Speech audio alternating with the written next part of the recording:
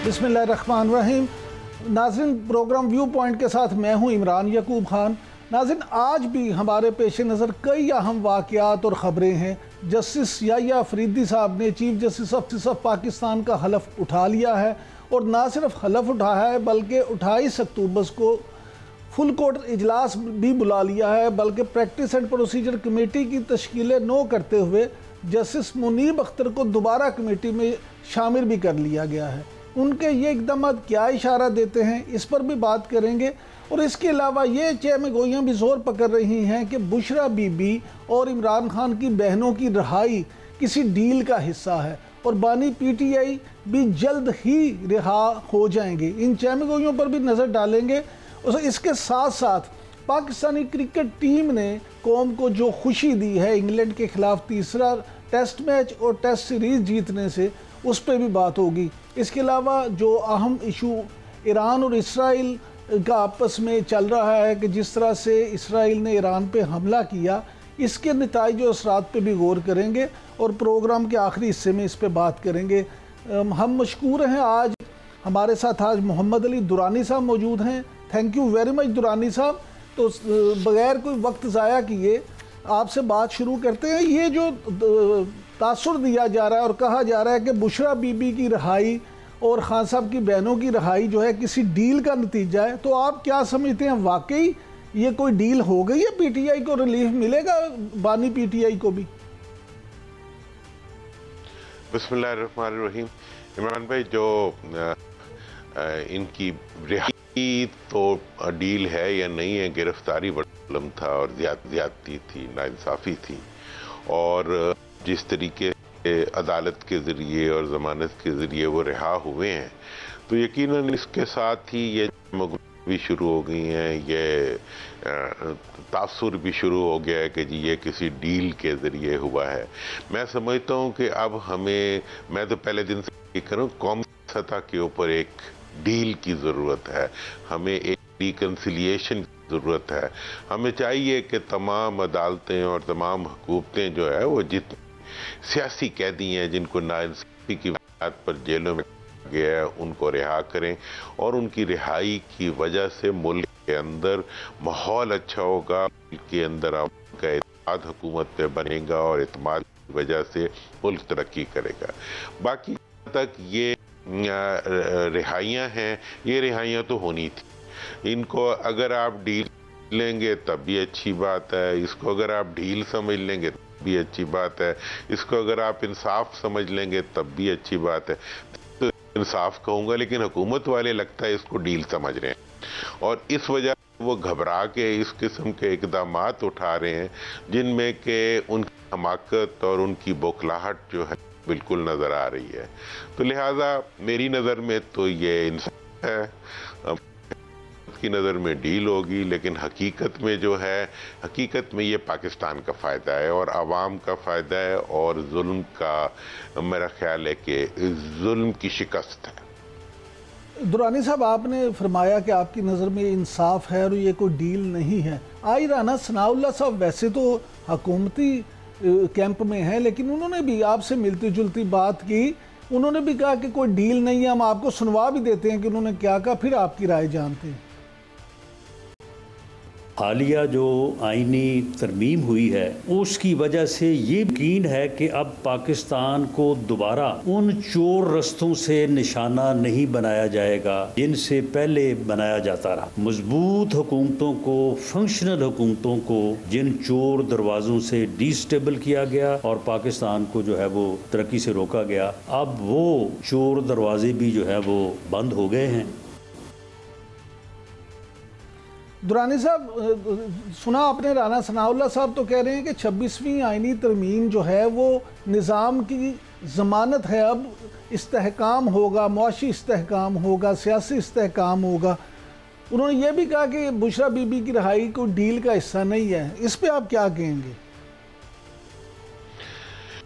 जहाँ तक 26वीं तरमीम का ताल्लुक है, 26वीं तरमीम जो है वो एक नाजायज़ हुकूमत की बनी हुई नाजायज़ असम्बली से निकलने वाली एक नाजायज़ तरमीम है, इसको कि जिस तरीके से कराया गया है के होने का सारा तरीका इस चीज़ की चुगली खा रहा है कि ये हुकूमत जो थी, ये हुकूमत यकीनन अपने लिए सबसे बड़ा चैलेंज अदलिया को समझती है, लेकिन इन्हें ये नहीं पता कि अदलिया से बड़ा चैलेंज जो है वो भी इनके पीछे लेके भाग रहा है, और वो है मुल्क के अवाम। और इस मुल्क के अवाम का जो फैसला था उसी ने हकीकत में हुकूमत के खिलाफ तमाम साजिश हुकूमत के खिलाफ हो रही है, पाकिस्तान के अवाम ने की है, और पाकिस्तान के अवाम ही उसको लेके चल रहे हैं, और इसके रखवाले पाकिस्तान के अवाम है।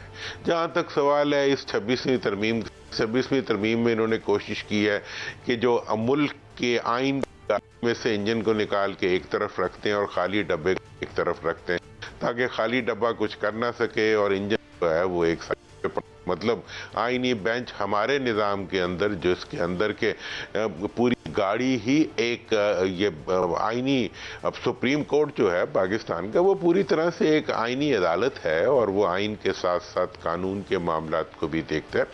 और 73 का आइन जो है, हकीकत में इन्होंने आइन में तरमीम नहीं की, 73 के आइन में तहरीक की है, जिसके नतीजे में अख्तर को इन्होंने उस तरीके से बाइफरकेट किया है जो जिस तरीके से वो नहीं हो सकता था। और मैं ये इस वक्त भी अदलिया पे ये पूरे का पूरा दबाव है, और होना चाहिए कि वो इस आईनी तहरीफ करने के अंदर जितना किरदार अदा कर सकती है वो अभी भी करे, और मुझे अभी भी इस पे कोई शक नहीं है कि यकीनन इस रास्ते पर भी अदलिया अपना किरदार जरूर अदा करेगी। लेकिन जो कुछ हुकूमत ने किया है, जिस तरीके से किया है और जिस अंदाज किया है और जिस नामुकम्मल जिसे कहते हैं तरमीम के जरिए किया है, जो नामुकम्मल भी है, नामुनासिब भी है, रॉन्ग डायरेक्शनल है, इनकम्प्लीट है, कन्फ्लिक्टिंग है, उसके मुख्तलिफ जो तरमीमात हैं वो एक दूसरे से टकराती हैं, और मौजूदा जो आइनी निज़ाम है उसके अंदर आईनी तरमीम फिट ही नहीं हो सकती। मतलब यह है कि जिस्म में से खून निकाल के एक तरफ रख दिया है और हड्डियां गोश्त एक तरफ निकाल के रख दिया है। मतलब ये इस तरीके से ये आइन नहीं चल सकता, ये आईनी निज़ाम नहीं चल सकता। हुकूमतें जोर ज़बरदस्ती से उठा के बिठा के वो अपनी इस किस्म की तरह कर रही है, माजी में भी होती रही है, 1997 में भी कोशिश की गई थी, दोबारा भी ये की गई है। लेकिन इस किस्म जो भी तहरीफ होती है उस तहरीफ को निज़ाम सेल्फ करेक्शन से ठीक करता है, वरना अवाम करेक्शन तो मौजूद ही है। तो मुझे लग रहा है कि ये राना को इतना खुश होना चाहिए इस आईनी तरमीम के ऊपर, ये उन्हें कोई तहफ़्फ़ुज़ नहीं दे सकेगी। और हर हुक्मरान यही समझता है कि मतलब ये शाखे नाजुक पे आए, जो आशियाने बनाने के बाद अपने आप को जो महसूस तसव्वुर करते हैं, ये हुकूमत भी कर रही होगी, कर ले। हर जालिम को यही सोच नज़र आती है कि ये के लिए महफूज है। दुरानी साहब, ये फरमाइएगा कि आपको क्या सियासी बसीरत के तौर पे क्या नज़र आता है कि क्या इमरान खान साहब की जल्द रिहाई मुमकिन नज़र आती है? और अगर वो जल्द रिहा नहीं होते तो क्या बुशरा बीबी को आप देखते हैं कि वो सियासी तौर पे एक्टिव होंगी और पीटीआई की क़यादत संभालेंगी? देखिए, जहाँ तक इमरान की रिहाई का ताल्लुक है, मैं तो समझता हूँ जितनी भी इमरान खान की रिहाई में जितनी भी ताख़ीर हो रही है, उस ताख़ीर की वजह से उसका फ़ायदा इमरान खान को हो रहा है, उनकी पार्टी को हो रहा है, और उसका नुकसान जो है वो हुकूमत को हो रहा है। और ये बात मैं नहीं कह रहा, मैं रिकॉर्ड पे हूँ कि इमरान खान को जेल रख के ना उनकी पार्टी को तक़सीम किया जा सकता है, ना उनकी पार्टी को किया जा सकता है, ना आवाम में उनकी मकबूलियत को कम किया जा सकता है, ना उन्हें कोई और नुकसान पहुँचा जा सकता है जब वो जेल के अंदर है। दूसरी बात यह है कि जहाँ तक उनकी पार्टी का ताल्लुक है, जब इमरान खान साहब खुद जेल में गए थे, उसके बाद उन्होंने बैरिस्टर गौहर जब आया था में, तो उस वक़्त मैंने कहा था कि उन्होंने अपनी पार्टी के लिए मौरूसी रास्ते बंद करके पाकिस्तान में जमहूरियत को मुस्तहकम किया है। अब जहाँ तक ताल्लुक इस वक्त बाहर बैठी हुई जितनी साजिशी कुव्वतें हैं, मैं तो खुद ये पीटीआई वालों को भी बता चुका हूँ और ये बात रिकॉर्ड पे हूँ कि जिस वक्त को हुकूमती इदारों से लड़वाने की जितनी साजिशें हैं वो उन लोगों की तरफ से जाती हैं जो हकीक इमरान खान के ख़ानदान के जो अफराद हैं, जो बेचारे गमज़दा हैं, जो अभी बुशरा बीबी खुद इतनी बड़ी तकलीफ से गुजर रही हैं, इस वक्त भी कान में दी तकलीफ है, उस सब के बीच में उनको पार्टी की और एक चैनल से खबरें चलनी शुरू हो जाती हैं कि जी वो पार्टी की क़यादत संभाल रही हैं, मीटिंग्स कर रही हैं। मैंने उनसे पूछा अब पीटीआई वालों से, इस किस्म की कोई बात नहीं है। ख्वाब जो इस वक्त पाकिस्तान की दोनों मारूसी पार्टियां देख रही हैं कि वो किसी तरीके से पीटीआई के अंदर भी मारूसियत को लाने में कामयाब हो जाएंगी और वो ख़ानदान के अफराद को इंस्टिगेट करते हैं, उनके बारे में गलत खबरें और गलत वो फैलाते हैं, मतलब झूठी खबरें फैलाते हैं। मतलब ये होता है कि पीटीआई के बारे में ये तासुर पैदा किया जाए ये हमारे से मुख्तलिफ नहीं है, ये हमारी तरह की एक मारूसी पार्टी है और इसको मारूसी पार्टी बनाया जाए, इसमें इनको शदीद नाकामी होगी। इस वक्त बहुत मजबूत लीडरशिप जो है केपीके के चीफ मिनिस्टर ने दी है पूरी पार्टी को। बैरिस्टर गौहर ने एक बहुत दानिशमंदाना और मेरा ख्याल ये कि एक सियासी बसीरत वाली क़यादत दी है, और बाकी भी उनके जितने लीडर्स हैं कैसर हो या बाकी जो उन्होंने जो खुद गुरूम हुए हैं पार्टी के साथ, वो तमाम लीडर्स हैं। अभी आप देख लें बैरिस्टर मोहम्मद अली सैफ, उनके इस वक्त मीडिया पे हमें आते हैं, हम उनको देखते हैं तो हमें इत्मीनान होता है कि भाई हाँ एक सियासी पार्टी है जिसकी लीडरशिप है और जो अपने लेके चल रही है। तो मुझे ऐसा कोई नजर। लेकिन दुरानी साहब, इतनी सियासी बसीरत जो आप बयान कर रहे हैं उसके होते हुए पार्टी में ग्रुपिंग के हवाले से खबरें आती हैं, शाह महमूद कुरैशी साहब की इतनी खिदमात हैं, लेकिन ये कहा जा रहा है कि जी अब एक ग्रुप वो लीड करेंगे। उनके बेटे जैन कुरैशी साहब ने आज रिज़ाइन भी कर लिया डिप्टी पार्लिमानी लीडर के ओहदे से, और उन्होंने इंक्वायरी का भी मुतालबा किया है। तो ये क्या खिचड़ी क्यों पकती है? कौन सी कुव्वतें जो ऐसा करती हैं? देखें, आपने तरमीम के दौरान भी देख लिया, उठ के जनाब बंदे गायब हो, लोगों के बच्चों को उठा लिया, घरों की तोड़ फोड़ होगी, सब कुछ हो गया। असल इस वक्त हुकूमत जो है वो ये कोशिश कर रही है कि इमरान खान को अंदर रखते हुए उसकी पार्टी और उनके साथ जो चलने वाले लोग हैं उनको उनसे कर दिया जाए। इसमें मैं इनको समझा दूं, मैं भी सियासत का तालिब इल्म हूं, मैं उस पार्टी का हिस्सा नहीं, लेकिन मैं तो एक ऑब्जर्वर के तौर पे हर बात करता हूं। मैं ये बता दूं कि जब तक इमरान खान अंदर है, अवाम का एक उनसे नहीं कट रहा। पार्टी किसी को काट भी देंगे तो वो अवाम से कट जाएगा। तो इसलिए ये जितनी इस वक्त इनकी कोशिश है पार्टी को तकसीम करने की और पार्टी के अंदर डिवीजन लाने की, वो हुकूमत उसको कर तो सकती है, वक्ती तौर पे उसमें कुछ कामयाबियां भी हासिल कर सकती है, लेकिन इसका कोई कान नहीं है कि इसके नतीजे में वाकई अवाम जो है वो पार्टी से दूर हो जाएंगे। ये पाकिस्तान की आजमाइश बना रहे हैं इस किस्म के इक़दामात करके, खुद अपने लिए आजमाइश बना रहे हैं इस किस्म के इक़दामात करके। इन्हें चाहिए कि सियासी पार्टियों को पार्टी, जिस तरह इन्होंने अदालत किया कि अदालत इन्हें मजबूत नजर आई, इन्होंने जी एक को एक तरफ कर दे, एक ग्रुप को दूसरे ग्रुप के मुकाबले कर दे, एक ग्रुप बना दे। जनाब ये वाले हैं दुरानी साहब, मैं अदालत की तरफ भी आता हूँ, पहले ये जरा सियासी एक दो सवाल हैं जल्दी जल्दी वो निपटा लें। ये फरमाइएगा, फैसल वाडा साहब भी बड़े बाखबर समझे जाते हैं, वो भी ताकतवर हलकों के भी करीब समझे जाते हैं।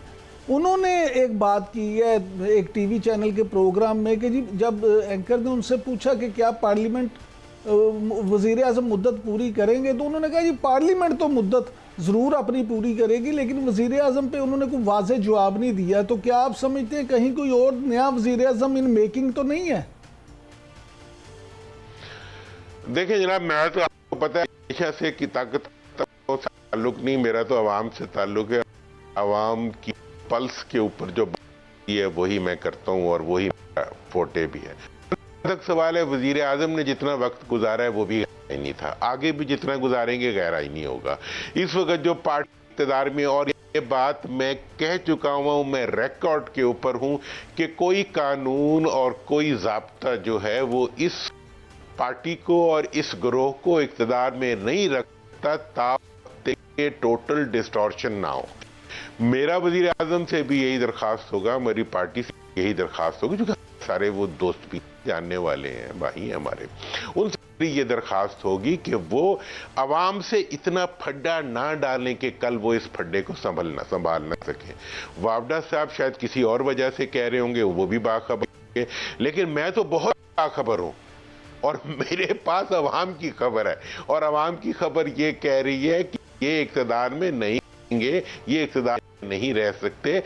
मुल्क आगे चलाना है तो हमें इनके इक़्तिदार को क्वेश्चन करके अवाम के इक़्तिदार को यकीनी बनाना पड़ेगा। और हमें रास्ते, मतलब ये है कि आपने गली में तो फैला हुआ है, आप अपने दरवाजे बंद के समझ रहे हैं कि हमारे घर के अंदर बड़ी खुशबू आ रही है, नहीं।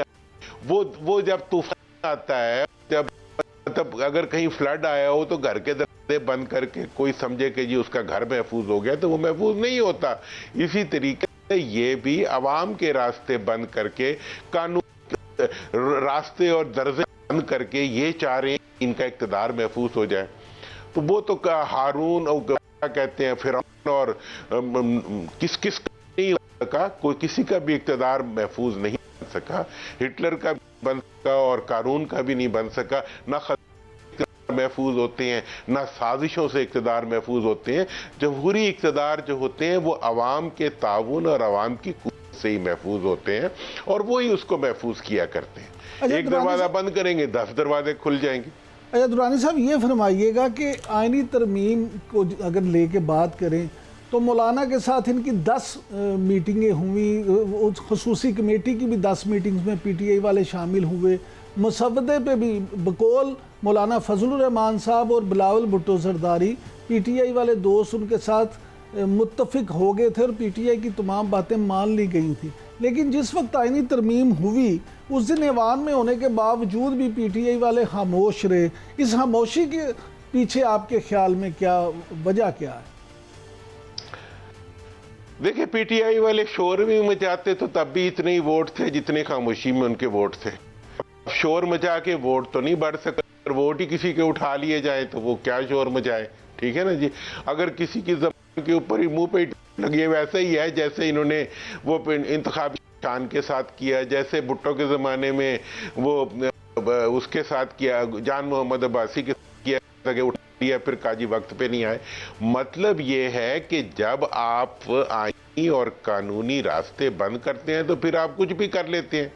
लेकिन इस तरमीम की सूरत में अब देखें ना, मौलाना का तो आप लोग सवाल नहीं पूछ रहे उनसे भी, उनके अभी इंफॉर्मेशन सेक्टर में कल इंटरव्यू देख रहा था, उन्होंने हमारे उनको नईम भट्ट को दिया हुआ था, तो उन्होंने कहा जी कि हमारे से तो वादा किया था पीपल्स पार्टी ने और नून ने भी कि हम जो है वो ही बनाएंगे चीफ जस्टिस, जो आईन और कानूनी तौर पे इस वक्त बनते हैं मंसूर साहब का। ये उनके इंफॉर्मेशन सेक्रेटरी की ऑफिशियल स्टेटमेंट है जो आप तमाम टेलीविजन स्टेशन पे चली है।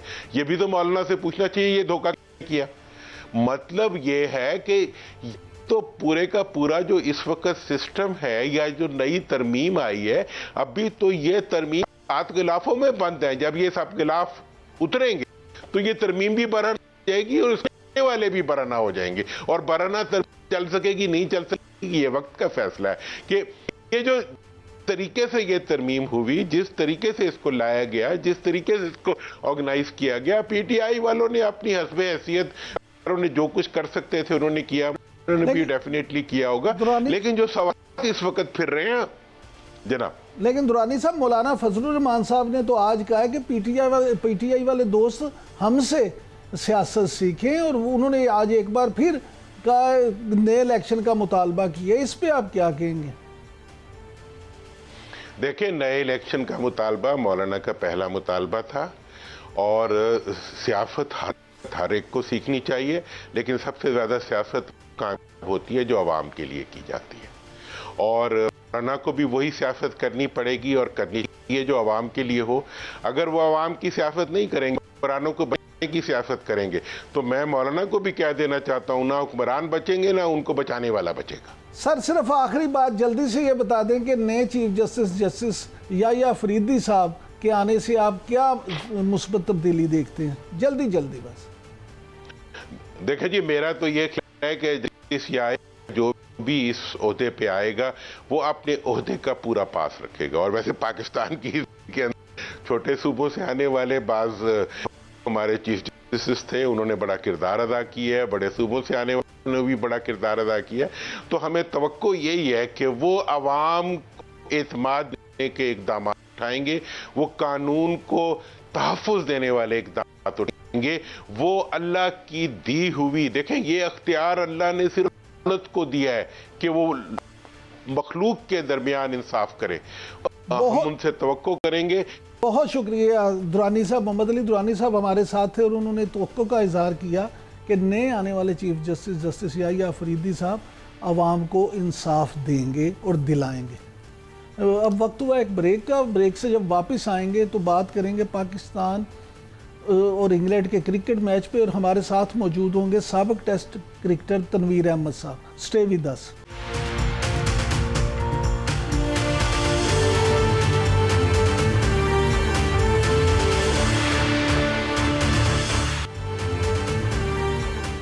Welcome back. जैसा कि ब्रेक पे जाने से पहले मैंने आपसे जिक्र किया था कि हमारे साथ मौजूद होंगे साबिक टेस्ट क्रिकेटर जनाब तनवीर साहब। तनवीर साहब बहुत शुक्रिया, आपने वक्त दिया। ये फरमाइएगा कि आज बिलाखिर पाकिस्तान ने होम सीरीज़ जीत ली और 9 विकेटों से टेस्ट जीता।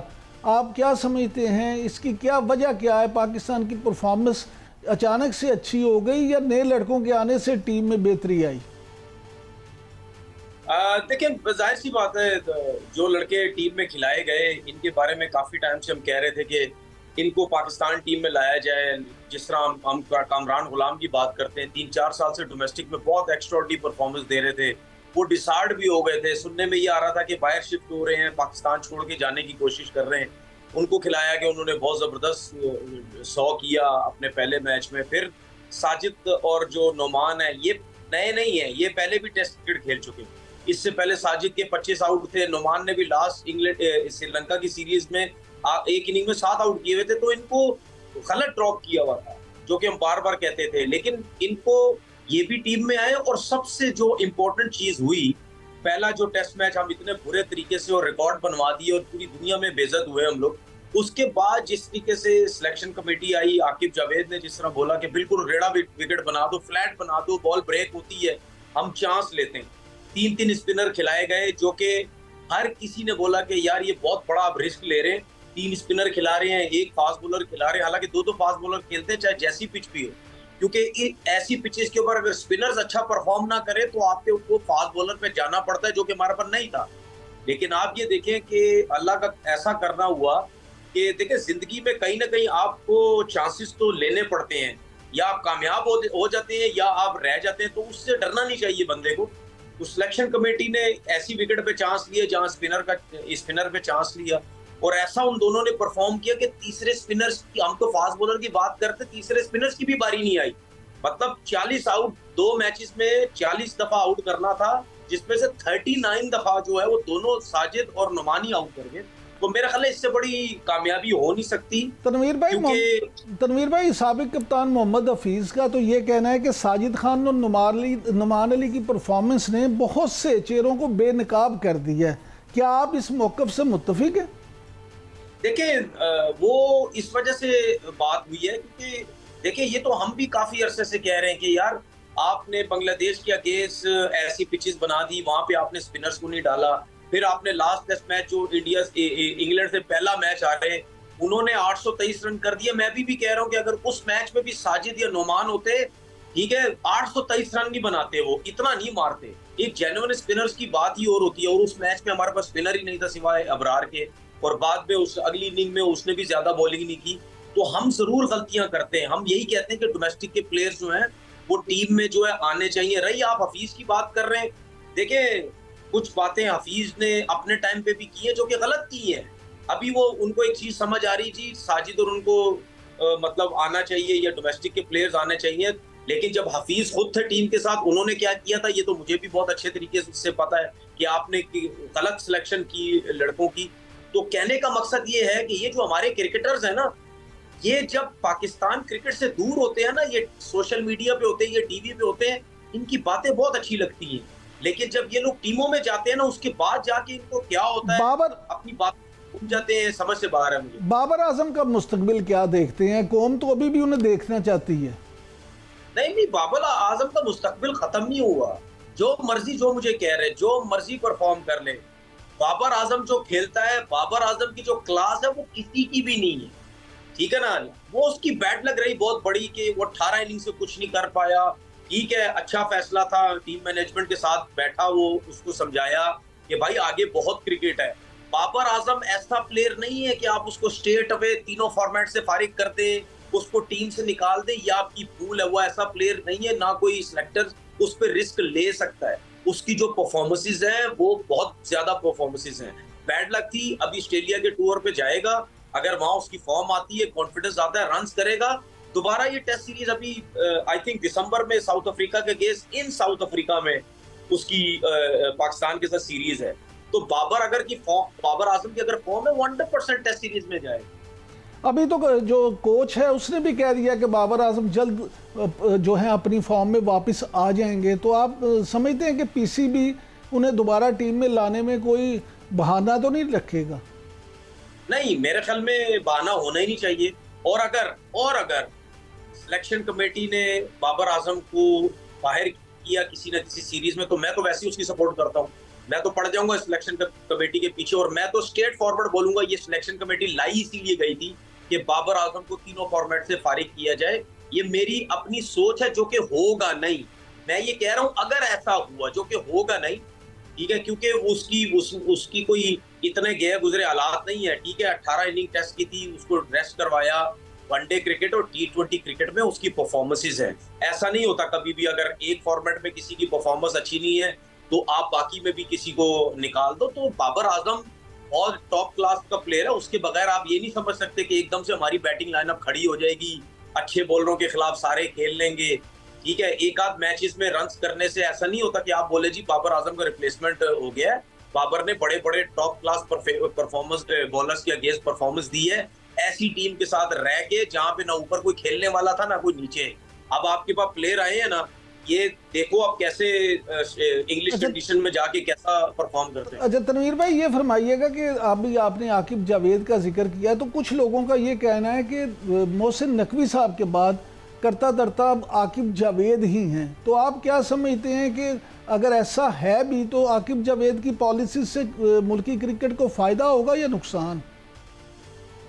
देखिए, मैं तो हमेशा ये बात बोलता हूँ, आपके क्रिकेटर्स ही आके क्रिकेट बर्बाद करते हैं, आपके क्रिकेटर्स ही आके क्रिकेट को बनाएंगे, ठीक है। क्योंकि मैं तो हमेशा ये कहता हूँ, चेयरमैन कभी भी मेरिट पे नहीं आता। ये पाकिस्तान की हिस्ट्री कभी भी मेरिट पे नहीं आता, क्योंकि चेयरमैन आता है, उस चेयरमैन को तो कुछ पता ही नहीं होता क्रिकेट होगी, क्योंकि क्रिकेट ऐसी चीज है, ये फुल टाइम जॉब है। तो वो जब चेयरमैन आता है, वो भी आके ट्रस्ट करता है क्रिकेटर्स के ऊपर कि भाई ये है, सब कुछ है। क्रिकेटर्स को बिठाता है कि भाई आप बताएं क्या क्या करना है क्रिकेट, ठीक है। तो उसके बाद क्रिकेटर्स ही क्रिकेट को बर्बाद करते हैं। तो अभी आकिब जावेद को जब सिलेक्टर बनाया गया और अजहर अली उसके अंदर है, तो जब इन्होंने एक फैसला किया, मैं सिलेक्शन कमेटी में सिर्फ अजहर अली और आकिब जावेद की बात करता हूँ, ये मैं अलीम डार और दूसरे जो हैं मैं इनकी बात नहीं करता। मेरी लिस्ट में ये फारिग है बिल्कुल, क्योंकि ये अंपायर रह चुके हैं, इनको डाल दिया सिलेक्शन कमेटी में। ये मेरी नजर में सिलेक्टर वेक्टर कुछ नहीं है, ये सारा काम आकिब जावेद और अजहर अली कर रहे हैं, क्योंकि उन्होंने इंटरनेशनल क्रिकेट भी खेली है, उनको क्रिकेट की समझ भी है।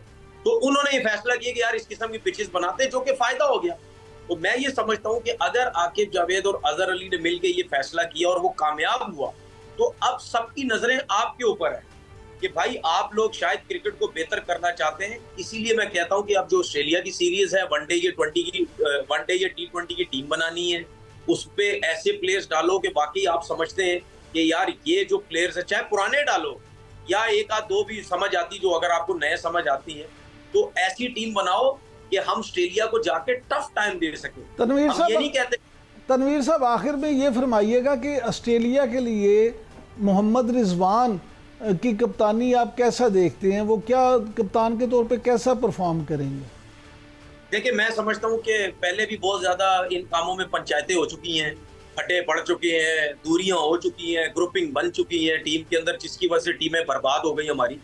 सिंपल सी चीज है, मेरा आकिब जावेद और अजहर अली साहब को मशवरा ये है कि भाई रिजवान जो है वो काफी अरसे से डोमेस्टिक में कप्तानी कर रहा है, PSL में वो कप्तानी कर रहा है, उसके होते हुए टीम जीतती भी है, ठीक है ना। तो आपके पास वो बहुत अच्छा ऑप्शन है, फाइटर है, वो लड़ता है, वो समझाता है हर किसी को, जब कप्तानी कर रहा होता है तो वो मेंटली फिजिकली गिरने नहीं देता किसी को, वो एफर्ट करता है, उठा के रखता है।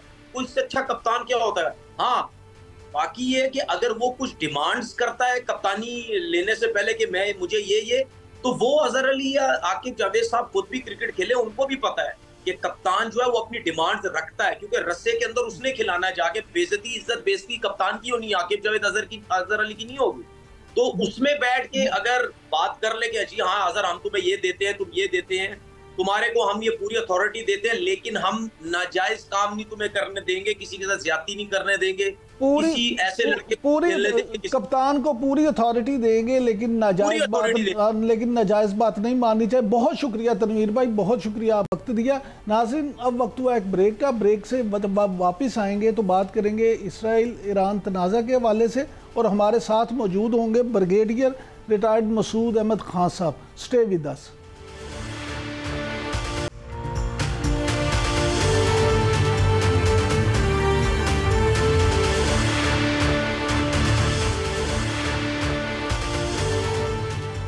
Welcome back. नाज़रीन, इसराइल ने फ़िज़ाई हमले किए ईरान पर, और कहा यह जा रहा है कि इन हमलों के बाद मिडिल ईस्ट में सूरत हाल फिर से इंतहाई कशीदा हो गई है। इसराइल ने तंबीह की है कि अगर ईरान ने इन हमलों का जवाब दिया तो फिर उसका भी जवाब दिया जाएगा। इस सारे इशू पे बात करने के लिए आज हमारे साथ मौजूद हैं ब्रिगेडियर रिटायर्ड मसूद अहमद खान साहब। हाँ sir, thank you very much आपके वक्त का। ये फरमाइएगा कि ये जो सारा मामला हुआ है, आप क्या समझते हैं कि क्या इसराइल ने ये हमला अमरीकी आशीर्वाद के बगैर किया है? हाँ, बिल्कुल ऐसा ही है, क्योंकि अमेरिका ने क्लैरिफिकेशन वैसे दे दी थी। उन्होंने कहा था कि हम इसमें शामिल नहीं है, लेकिन ये है कि उनके कंसर्न से यकीनन इस बात पे इत्तेफाक हुआ था कि इन्होंने वाज़ेह तौर पर अमेरिका ने कहा था कि न्यूक्लियर इंस्टॉलेशंस पे हमले नहीं होंगे, ऑयल की जो तेल की तनसीबात है उस पर हमले नहीं होंगे, मिलिट्री टारगेट्स पे हमले हो सकते हैं। ये एक चीज़ उन्होंने वाज़ेह की थी। और जो आज हमले हुए हैं सुबह, तो वो उसमें भी देखें सरप्राइज़ का कोई एलिमेंट नहीं था, और तवक्को थी, और उन्होंने स्ट्राइक्स करने थे, और अकॉर्डिंगली जो स्ट्राइक्स हुए हैं। और लेकिन ये है कि इस स्ट्राइक से कोई अभी तक कोई ऐसा की खबर नहीं आई कि जिससे ये पता चले कि वहाँ पे कोई डिस्ट्रक्शन हुई है या कोई कुछ वहाँ पे ज़्यादा नुकसान हुआ है। तो जो स्ट्राइक्स जो हुई हैं, जो कुछ रिपोर्ट्स के मुताबिक तेहरान फोकस था, और फिर एक जगह है काशान, वहाँ पे स्ट्राइक्स हुए हैं, फिर और अल जज़ीरा के मुताबिक शिराज में भी स्ट्राइक्स में है। तो शिराज बहुत नीचे डीप है, साउथ में है, और ये पर्शियन गल्फ के नज़दीक है। तो मेरे ख्याल में या इजराइल ने अपनी कैपेबिलिटी की डिमॉन्स्ट्रेशन की, हम यहाँ स्ट्राइक कर सकते हैं। लेकिन ताहम एक चीज़ है कि जिस तरह दावे इजराइल ने किए हैं कि 140 से इनके फाइटर जहाज़ थे जो इस हमले में गए थे, तो मेरा ख्याल वो मुमकिन इसलिए भी नहीं है, इनकी इतनी फ्लाइंग कैपेबिलिटी नहीं कि वो इतना दूर ईरान के अंदर पेनिट्रेट कर सकें। और हो सकता अगर आए हों तो इराक के ऊपर से उन्होंने अगर मिसाइल फायर किए हों, लेकिन क्योंकि इनकी कैपेबिलिटी नहीं है, क्योंकि इनको उन्होंने पहले जब स्ट्राइक्स करने थे न्यूक्लियर इंस्टॉलेशन में 2 साल 3 साल पहले, तो इनको रीफ्यूलिंग की रिक्वायरमेंट थी, और उनके लिए अमेरिकन असिस्टेंस चाहिए थे रीफ्यूलिंग इन रूट करने के लिए। तो वो चांसेस नहीं है। तो कुछ लोगों का ये कहना था simple it was drone attacks थे, और जो इनके एयर डिफेंस सिस्टम पे हुआ है, ड्रोन की फैसिलिटीज पे स्ट्राइक्स हुई हैं, और जाके जो इनका है मिसाइल मैन्युफैक्चरिंग। ब्रिगेडियर साहब, आप क्या समझते हैं कि ईरान जवाब देगा? देखें, इसमें क्योंकि इस स्ट्राइक से पहले जो इनके सुप्रीम लीडर है आयतुल्लाह खामनाई ने इनके अपने कमांडर्स को ये कहा था कि अगर कोई स्ट्राइक होता है तो इनकेस अगर न्यूक्लियर इंस्टॉलेशंस पे होता है या कोई अटैक इनकेस ऑयल की तनसीबात पे होता है तो फौरी रद्द अमल होगा, इसमें वेट नहीं करना है। लेकिन इसके अलावा कुछ और अटैक होते हैं तो उसका प्रोपोर्शनेट जवाब दिया जाएगा, और हो सकता है वो मल्टीपल उन्होंने कहा था ऑप्शंस वर्कआउट करें। तो मेरा ख्याल में जो मेरी अपनी ज़ाती असेसमेंट है, अगर अटैक हो गए तो लिमिटेड होंगे और सिंबॉलिक होंगे, और फर्दर एस्केलेशन को कंट्रोल करने के लिए मेरा ख्याल में एक एफर्ट की जाएगी दरमियान में।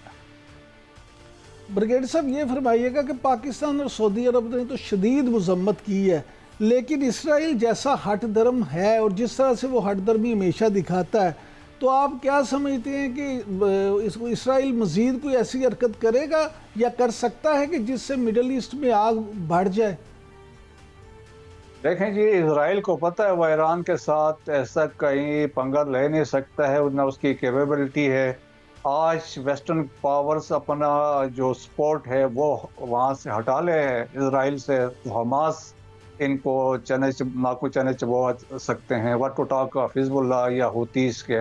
ये तो वेस्टर्न पावर्स के सपोर्ट की वजह से ऐसा कर रहा है। फिर ईरान देखें बहुत बड़ा मुल्क है, जोग्राफिकली अगर इसकी लोकेशन देखें, इसका एरिया देखें, तो इसराइल तो इसके सामने टोटल उसका 9000 स्क्वायर माइल्स का टोटल एरिया है इसराइल का, तो वो कुछ वो सिग्निफिकेंस नहीं है। फिर इनके पास देखें कि वेस्ट एशिया में जो फायर पावर के हिसाब से और ईरान बहुत बड़ी ताकत है, और ख़ास तौर पे मिसाइल टेक्नोलॉजी की, और बाकी चीज़ें इनके पास इतनी नहीं है, जो फाइटर जहाज हो या दूसरे टैंक्स वगैरह, लेकिन मिसाइल्स और ड्रोन इनके पास बहुत ज़्यादा हैं।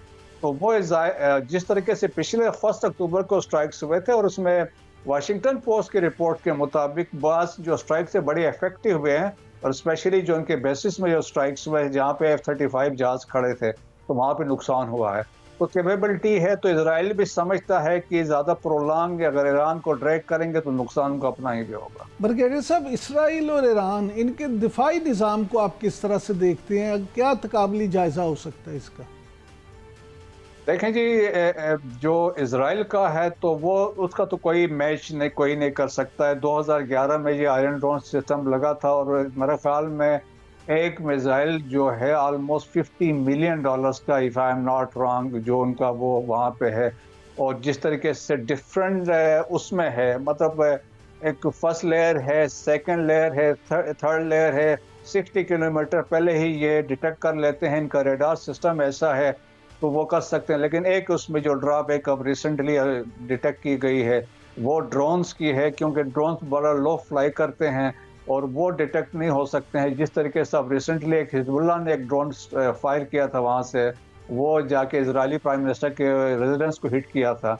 ईरान के पास इतनी कैपेबिलिटी नहीं, ऑल तो उनको रशिया ने ये एयर डिफेंस सिस्टम रिसेंटली बताया जाता है री-इन्फोर्स किया है, और जिस तरीके से अब ये आज ड्रोन से स्ट्राइक्स हुए थे, इसमें भी बताया जाता है कि इनका एयर डिफेंस सिस्टम तो सम एक्सटेंट इफेक्टिव है। लेकिन इजराइल का दुनिया में अगर देखा जाए तो most effective air defence system.